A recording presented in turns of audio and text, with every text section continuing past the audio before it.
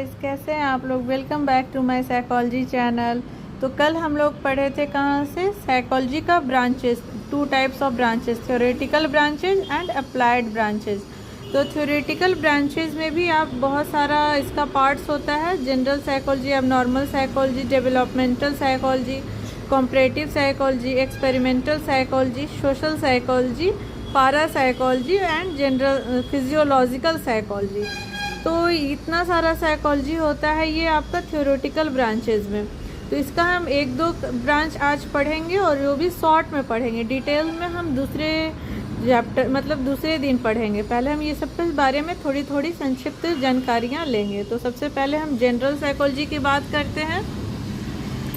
तो general psychology है क्या? तो general psychology is concern itself with studying the mind. This includes cognition, perception, behaviour and emotion.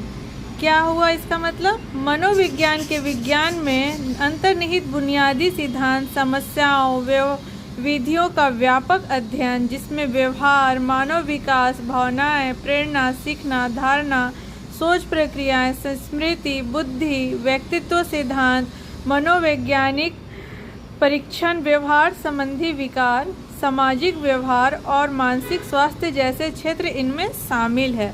तो general psychology एक बहुत बड़ा ब्रांच है जिसमें क्या होता है, हम क्या पढ़ाई करते हैं, कॉग्निशन के बारे में पढ़ते हैं, परसेप्शन के बारे में पढ़ते हैं, बिहेवियर के बारे में पढ़ते हैं और इमोशन के बारे में पढ़ते हैं कि आखिर ऐसा होता क्यों है। और जो इसका थ्योरेटिकल का जो सेकंड ब्रांच है, मतलब सेकंड टॉपिक है, वो क्या है, एबनॉर्मल साइकोलॉजी, असामान्य मनोविज्ञान।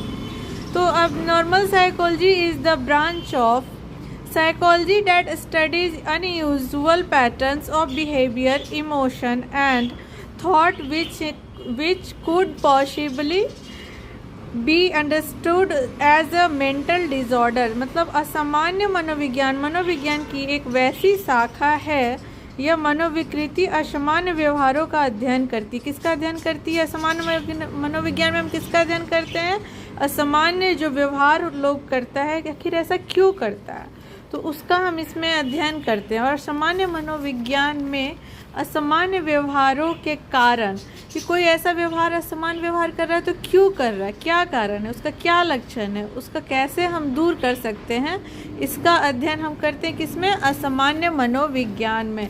तो आज हम लोग क्या पढ़े? जनरल साइकोलॉजी और एबनॉर्मल साइकोलॉजी के बारे में शॉर्ट नोट्स पढ़े हैं।